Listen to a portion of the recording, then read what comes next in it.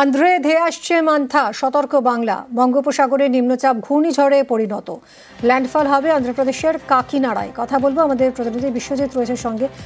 এখানে প্রভাব পড়বে, অর্থাৎ হালকা ঝোড়ো হাওয়া এবং বৃষ্টি হবে দক্ষিণবঙ্গ, উত্তরবঙ্গ দুই বঙ্গেই ভারী বৃষ্টির সম্ভাবনা রয়েছে এবং মৎস্যজীবীদের জন্য সতর্কবার্তা রয়েছে এবং কৃষকদের জন্য পরামর্শ রয়েছে ফসল কেটে ফেলার জন্য। যে ফসলগুলো এই মুহূর্তে জমিতে পরিপক্ক হয়ে রয়েছে সেই ফসলগুলো কেটে ফেলার পরামর্শ, অর্থাৎ মৎস্যজীবীদের জন্য সতর্কবার্তা রয়েছে। মৎস্যজীবীদের সমুদ্রে যেতে নিষেধ করা হয়েছে 28 তারিখ থেকে। 28 তারিখ সকাল থেকে সমুদ্রে যেতে নিষেধ করা হয়েছে বাংলা উপকূলে এবং এই মুহূর্তে উত্তর পশ্চিম বঙ্গোপসাগর, দক্ষিণ বঙ্গোপসাগর, মধ্য বঙ্গোপসাগরে এবং মৎস্যজীবীদের গভীর সমুদ্রে যেতে নিষেধ করা হয়েছে এবং 27 তারিখ অর্থাৎ আজ সন্ধ্যের মধ্যে উপকূলে ফিরে আসতে নির্দেশ দেওয়া হয়েছে।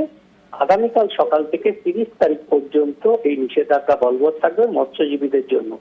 ভারী বৃষ্টির সম্ভাবনা যেমন উত্তর ও দক্ষিণ 24 পরগনা, দক্ষিণবঙ্গের জন্য রয়েছে এবং পাশাপাশি পূর্ব পশ্চিম মেদিনীপুর, কিছুটা পুরুলিয়া, উপকূলের জেলাগুলোতেও রয়েছে। অনেক ধন্যবাদ বিশ্বজিৎ।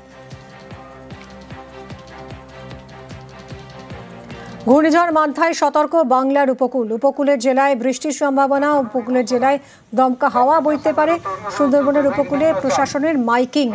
ঘূর্ণিঝড় মান্থা সোমবার থেকে বৃহস্পতিবার পর্যন্ত বজ্র বিদ্যুৎ সহ প্রবল ঝড় বৃষ্টির সম্ভাবনা রয়েছে।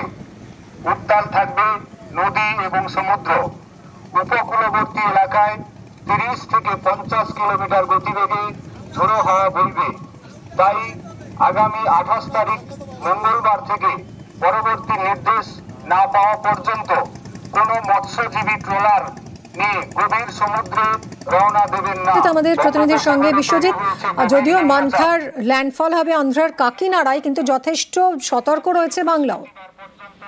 হ্যাঁ দেখো, একেবারেই আগের গত কয়েকবারের মতোই কিন্তু কোনো খামতি প্রশাসন রাখতে চায় না। প্রথমত মানুষকে সচেতন করাটা প্রশাসনের প্রথম কাজ এবং সেই মতোই কিন্তু যেটা দেখা যাচ্ছে নামখানা থানা, ফ্রেজারগঞ্জ কোস্টাল থানা, গঙ্গাসাগর কোস্টাল থানা, এই সমস্ত এলাকাতে কিন্তু মাইকিং চালু করে দেওয়া হয়েছে এবং মূলত এই সমস্ত এলাকাতে যারা মৎস্যজীবী রয়েছে তাদের জন্যই কিন্তু বিশেষত মূলত মাইকিং করা হচ্ছে, যেখানে পরিষ্কার উল্লেখ করা হচ্ছে যে এই মান্থা যে আসছে সরাসরি প্রভাব না পড়লেও কিন্তু সমুদ্র উত্তাল থাকবে, সমুদ্রে কাউকে নামা যাবে না এবং যতক্ষণ না মৎস্য দপ্তর এবং যারা মৎস্য আধিকারিক রয়েছে তাদের নির্দেশ না আসা পর্যন্ত ততদিন কিন্তু তারা উপকূলে অবস্থান করবে। এবং সেই মতো প্রশাসনের তরফ থেকেও কিন্তু বকখালি পর্যটন কেন্দ্র এবং গঙ্গাসাগর পুণ্যক্ষেত্র যেটা রয়েছে সেখানেও কিন্তু একেবারে মাইকিং করা হচ্ছে এবং নজরদারি বাড়ানো হচ্ছে। ধন্যবাদ বিশ্বজিৎ।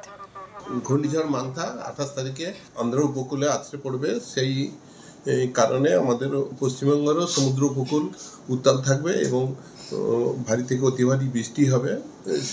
সেই কারণে আমাদের মৎস্য দপ্তর থেকে আমাদেরকে নির্দেশ পাঠিয়েছে। সেই মতো আমরা আমাদের সমস্ত মৎস্যজীবীদেরকে বলেছি আজ 27 তারিখ আজই যেন সমস্ত ট্রলারগুলো ফিরে আসে এবং নতুন করে যেন কোনো ট্রলার আর সমুদ্রে না যায় যতক্ষণ পর্যন্ত নির্দেশ আসছে।